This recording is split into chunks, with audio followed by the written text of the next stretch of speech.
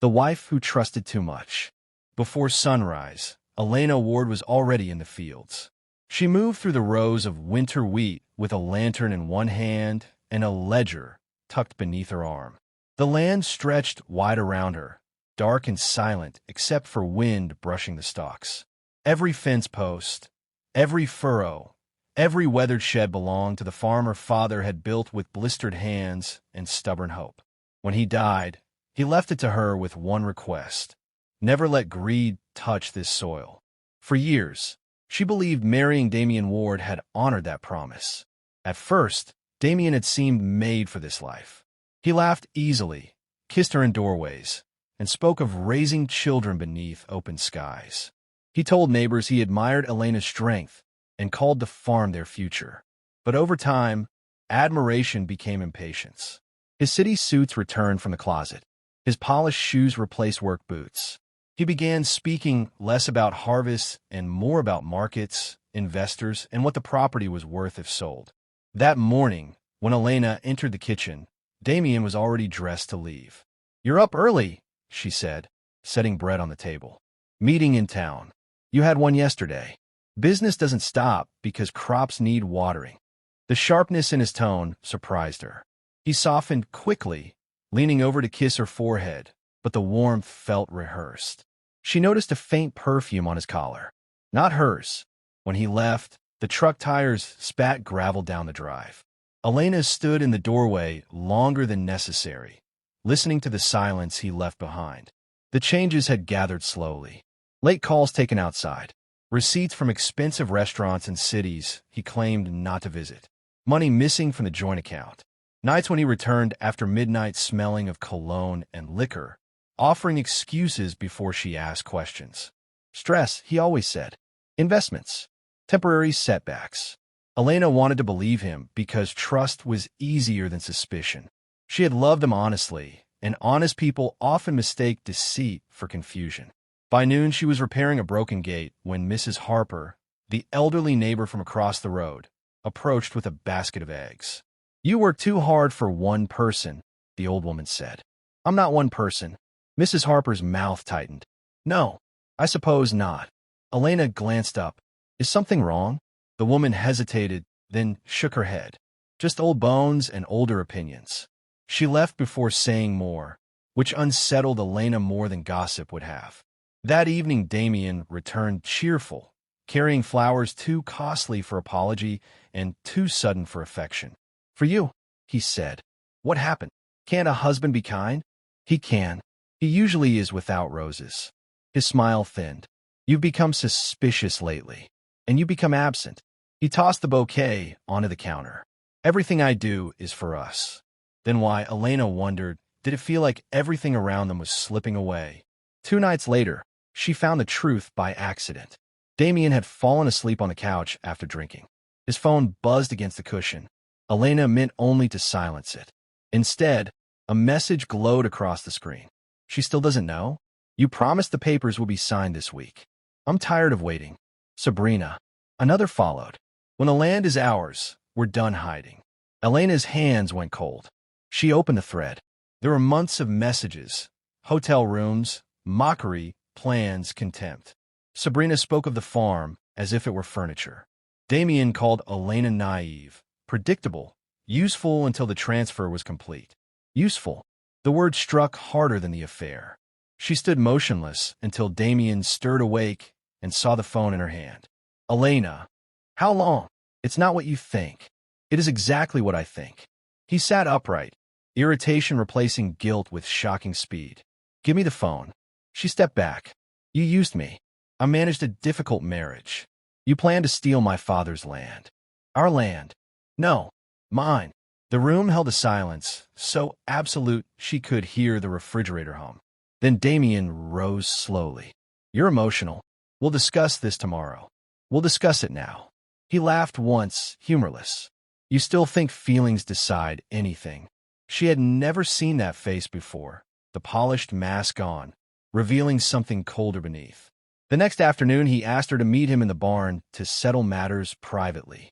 Elena went because anger had burned away fear. Stacks of unsigned documents waited on a work table. Two men she did not know stood nearby. "What is this?" she asked. "Transfer papers," Damien said. "Sign them, and we both move on. I'd rather burn the farm first." One of the men stepped toward her with a pen. She backed away. "Don't touch me." Damien's voice hardened. "Sign." "No." The struggle began in seconds.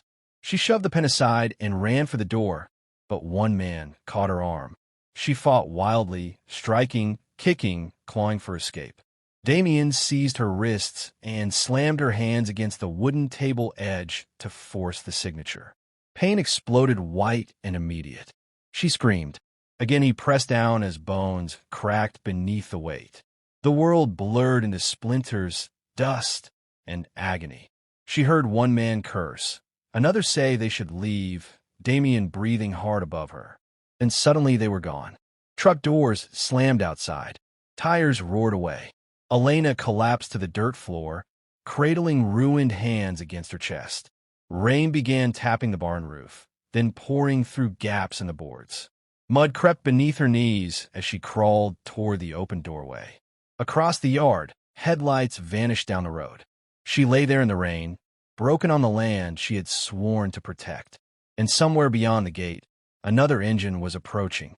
The man who found her broken. Rain washed the yard into ribbons of mud by the time Marcus Vale turned his truck onto the narrow county road. He had spent the day clearing storm damage for a neighboring ranch and was heading home when he noticed the gate hanging open at the Ward property. One hinge had snapped, and the wood dragged crookedly through the dirt. In farming country, broken gates after dark meant loose cattle, theft, or trouble. Marcus slowed without fully knowing why.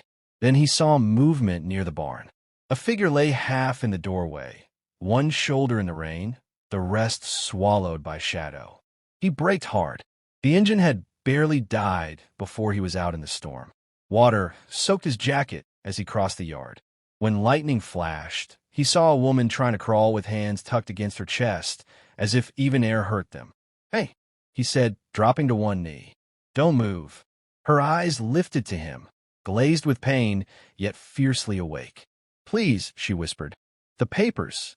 He followed her gaze and saw documents scattered across the mud, ink bleeding beneath the rain. Then he looked at her wrists, her swollen hands, the bruises rising along one cheek. Rage came quick and cold, but he buried it beneath urgency. "We'll deal with papers later." He slid one arm beneath her shoulders and another beneath her knees. She tensed, then gasped as he lifted her. "You're safe now," he said, though he knew safety was not restored so easily. At the hospital, fluorescent lights replaced thunder. Nurses rushed Elena through swinging doors while Marcus gave the only facts he had. Found injured, possible assault, conscious but fading. They asked if he was family. No. They asked if someone should be called. He thought of the empty property and the broken gate. "I don't know." Hours passed in a waiting room that smelled of coffee and disinfectant. Marcus sat with elbows on knees, rainwater drying on his clothes. He had seen violence before. Years earlier, a business partner had left him ruined and blamed for debts Marcus never created. Since then, he trusted labor more than people and silence more than promises. Yet the sight of Elena on that barn floor had stirred something he thought long buried. A doctor finally emerged. "She'll recover," the woman said, but her hands suffered severe trauma. "There may be lasting damage. We won't know until swelling drops." Marcus nodded once. "Are you family?" "No." The doctor studied him. "You stayed." He had no answer for that. By morning, Elena was awake. Marcus stood outside the partly open door, prepared to leave if unwelcome. Instead, he heard a strained voice ask the nurse, "Did anyone bring the farm ledger?" "No ledger," the nurse replied. "Only the gentleman who found you." A pause followed. "Then he should come in." He entered carefully. Elena looked smaller in the hospital bed than she had in the barn, but no weaker. Both hands were wrapped in thick bandages elevated on pillows. Bruises darkened along her jawline. Her eyes, however, were steady. "You found me." "I did." "Why?" The gate was open. One corner of her mouth almost moved. "That sounds like a man who avoids the truth." Marcus leaned against the wall. "Fine. I saw someone hurt and stopped. Better. Silence settled, not awkward but measured. My husband did this, she said at last. The bluntness surprised him less than the calm with which she spoke it. Do the police know? I told no one yet. Why? Because he lies well. Because he has papers ready. Because pain is not proof. Marcus glanced at her bandaged hands. Sometimes it is. She turned toward the window. His name is Damien. He wants my land more than he ever wanted me. No tears came. That told Marcus more than tears would have. Later that day, Damien finally arrived. Marcus saw him first in the corridor. Expensive coat, polished shoes, flowers in hand, concern arranged neatly across his face. The kind of man who practiced sincerity. You must be the neighbor, Damien said pleasantly. The man who found your wife bleeding in a barn. The smile faltered for half a second. Terrible accident. Marcus stepped closer. Was it? Hospital staff passed nearby, forcing civility between them. Damien adjusted his cuff. Family matters can be misunderstood by strangers. Some things are clear at a glance. Before the exchange sharpened further, Elena's voice came from inside the room. Marcus! Damien stiffened at hearing another man called so naturally. Marcus entered. Damien followed, only to stop when Elena turned her head away from him. You can leave, she said. Elena, I came to help. You came because someone else was here. His expression cooled. You're upset. I'm injured. By accident. She met his gaze at last. Then say that under oath. The room went still. Damien set the flowers down untouched. Rest while you can, he said quietly, then walked out. Marcus waited until the hallway swallowed him. You should report him, he said. I will. When I can hold a pen again. The next week, Marcus returned daily without announcing it. He paid for feed deliveries when he learned the animals had been neglected. He repaired the hanging gate. He collected mail before rain ruined it. He brought Elena clean clothes from the farmhouse after asking permission through the nurse. She noticed everything and thanked him for almost nothing. On the seventh day, a therapist asked Elena to try lifting a cup using both wrapped hands. It slipped immediately, shattering on the floor. She stared at the pieces as if they were years of her life. Marcus crouched beside the mess before staff could reach it. Good, he said. She looked at him sharply. Good. It means you tried hard enough to fail honestly. For the first time since the barn, she laughed, a brief, startled sound. That evening, when he moved to leave, she stopped him. Marcus! He turned.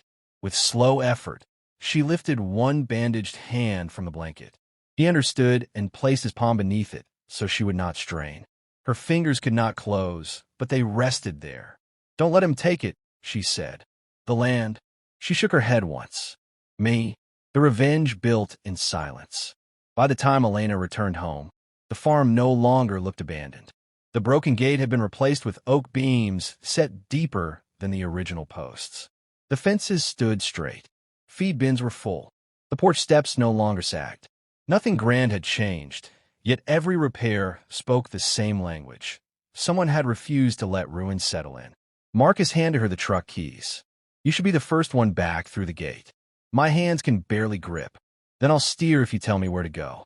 She studied him for a moment, then slid into the passenger seat. He drove slowly up the lane while she watched fields bending gold in the wind. When they stopped at the house, she remained still, gathering courage. It feels like I'm returning to a life that was stolen, she said. Then take it back one room at a time. Inside, signs of Damien had mostly vanished. His suits were gone from the closet. His framed photographs had been stacked face down near the back door. The spaces he once occupied seemed smaller than Elena remembered. Mrs. Harper arrived before sunset, carrying stew and a folded envelope. I dislike wicked men, the older woman announced, setting both items on the table. And I dislike paperwork even more. So I brought something useful. Inside the envelope were printed bank notices that had been misdelivered weeks earlier to her mailbox by mistake. Damien's name appeared beside overdue loans, gambling withdrawals, and a line of urgent demands from creditors. Elena read each page slowly. He wasn't selling the land for freedom, she said. He was drowning. Marcus leaned against the counter. Debt makes desperate men reckless. Greed made him cruel, Mrs. Harper corrected. That night Elena could not sleep. Every board creak sounded like returning footsteps. She sat in the kitchen staring at her bandaged hands until Marcus, who had insisted on staying in the guest room until locks were changed, entered quietly. "You heard something?" he asked. "No, I remembered something." He waited. "I kept asking myself when he stopped loving me." She looked toward the dark window. "Now I think he never loved anything that couldn't be sold." Marcus poured water and placed the glass near her elbow so she could reach it easily. "Some people mistake possession for love. And you? I learned to leave before asking for much." She glanced at him. "Yet you stayed." He had no ready answer, which pleased her more than polished words ever could. The next morning they began gathering proof. Marcus photographed the bruising still visible on Elena's wrists and jaw. He collected splintered wood from the barn table where her hands had been crushed. Elena, wincing through pain, guided him to drawers where copies of property records were stored. Several pages had been replaced with forged versions granting Damien authority he never legally possessed. Mrs. Harper added her own piece, a voice recording accidentally captured when she had tried to call Elena the night of the assault. Instead of answering, the phone recorded muffled shouting through the barn wall, Damien demanding a signature, Elena refusing, then a scream sharp enough to chill the room even days later. Marcus stopped the playback. "That's enough," he said. Elena's face had gone pale. "No, keep it. I want to remember what truth sounds like." They hired a lawyer from town, a woman named Claire Donnelly who spoke in concise sentences and disliked bullies on instinct. After reviewing the evidence, she closed the folder with deliberate care. "He forged documents, assaulted you, and attempted coercive transfer of inherited property," Claire said. "Legally speaking, your husband has built himself a cage. Will he walk out of it?" Elena asked. "Not if we close the door correctly." Word spread quickly that Elena was back. So did another rumor, that Damien intended to return with a final offer and enough pressure to force her hand. Marcus heard it first at the supply store and came home carrying more than feed. "He'll come soon," he said. Elena set down the adaptive grip tool she had been using to relearn basic movement. "Good. You don't sound worried." "I was worried when I thought pain made me weak. And now," she flexed trembling fingers, "now I know pain can teach." Damien arrived 2 days later in a polished black truck. Sabrina sat beside him, sunglasses on despite the cloudy sky. She remained in the vehicle while Damien strode to the porch carrying a leather folder and the same confidence that had once charmed strangers. "Elena," he called, "let's end this sensibly." She stepped outside before Marcus could stop her. Her hands were still wrapped lighter now, fingers visible but stiff. "There is no sensible ending for what you did." He lowered his voice. "You're being influenced." "By honesty?" "Yes." He opened the folder. "Sign today, and I'll settle generously." Marcus came onto the porch and stood beside her. Damien's jaw tightened. "Still playing hero?" "No," Marcus said. "Just witness." Sabrina finally exited the truck, impatient. "Damien, hurry up." The sound of her voice seemed to strip away his last pretense. He lunged forward, grabbing Elena's injured wrist. Marcus moved faster. He tore Damien away and drove him back against the porch rail. The folder burst open, papers scattering across the yard like frightened birds. Before the fight could continue, 2 sheriff's vehicles turned through the gate, lights flashing blue across the fields. Claire stepped from the first car, holding a warrant packet. "Perfect timing," she said. Deputies crossed the yard. Damien looked from the officers to Sabrina. "Do something." She stepped backward. "This was your plan. You pushed me into it. I pushed you toward money. You brought the violence yourself." Handcuffs clicked around Damien's wrists. As deputies approached Sabrina for fraud charges tied to forged filings, she stared at him with naked disgust. He stared back as a man finally meeting the only mirror he deserved. Elena said nothing while they were taken away. When the vehicles disappeared down the road, wind moved softly through the wheat. Marcus bent to gather the scattered papers. "That was revenge?" she asked quietly. He handed her the blank signature page. "No." He tore it in half. "That was cleanup." The hands they broke built a new life. Spring arrived as if the land itself had chosen mercy. Where winter mud had once trapped broken footsteps, green rows now pushed through dark soil in disciplined lines. Fences held firm. The barn roof no longer leaked. Fresh paint covered weathered boards. The one section near the doorway remained untouched at Elena's request. She wanted one scar left visible. The farm breathed again. So did she. Each morning began with exercises before sunrise. Elena sat at the kitchen table opening and closing her fingers around wooden grips, cloth loops, and smooth stones Marcus had shaped for therapy. Some motions came easily. Others sent sharp reminders through her wrists. Progress was measured in inches, tying twine alone, lifting a mug, buttoning a coat, holding seed without spilling it. She celebrated none of it loudly.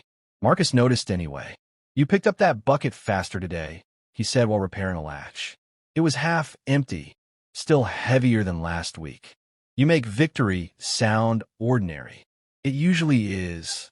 Their days settled into a rhythm that asked for no promises. He worked because work needed doing. She healed because stopping would have felt like surrender. They ate at the same table, argued over weather, traded tools, and sometimes shared silences so comfortable they seemed built rather than accidental. Damien's trial came and went in town with less drama than gossip predicted. Forgery, assault, attempted coercion, financial fraud. Evidence did what outrage often cannot. It ended debate. He was sentenced to prison, his debts exposed, his reputation stripped cleaner than any courtroom floor. Sabrina faced civil penalties and vanished toward another city where no one yet knew her name. When neighbors brought the news, Elena only nodded. "Nothing to say?" Mrs. Harper asked. "I already said it," Elena replied, flexing steadier fingers. "I survived." That answer pleased the old woman immensely. Yet survival was not the same as trust. Marcus understood this better than anyone because he never tried to hurry her beyond it. He slept in the guest room long after no practical reason remained. When he entered a room, he knocked against open doors. When helping with therapy, he always asked before touching her wrists. One evening, while they mended sacks in the barn, Elena watched him thread a needle with rough hands made gentle by care. "Why are you so careful with me?" she asked. He kept his eyes on the thread. "Because someone was not. That's not enough." He set the needle down. "Then because I know what it is to be used until you doubt your own judgment." She waited. "Years ago, a partner forged my name onto debts and left me carrying the blame. I lost my business friends, most of what I built." He shrugged lightly. "I learned broken trust can cost more than money. And still you trust me? I trust what you do, not what you claim." Elena considered that. It was the most honest definition of trust she had ever heard. A week later, she visited her father's grave at the edge of the North Field. The headstone stood beneath a cedar tree he had planted when she was born. She knelt carefully and laid fresh wildflowers beside it. "I almost lost it," she said aloud to the stone. "The land. Myself. Maybe both." Wind moved through the cedar branches. "I thought strength meant enduring quietly. It doesn't. Sometimes strength means refusing." When she rose, Marcus was waiting several yards away, far enough to grant privacy, near enough to help if needed. She smiled despite herself. "You always appear when I finish speaking to dead people. I try not to interrupt." She walked back beside him, shoulder brushing his once, then again. That night rain began after supper, soft at first, then steady on the roof.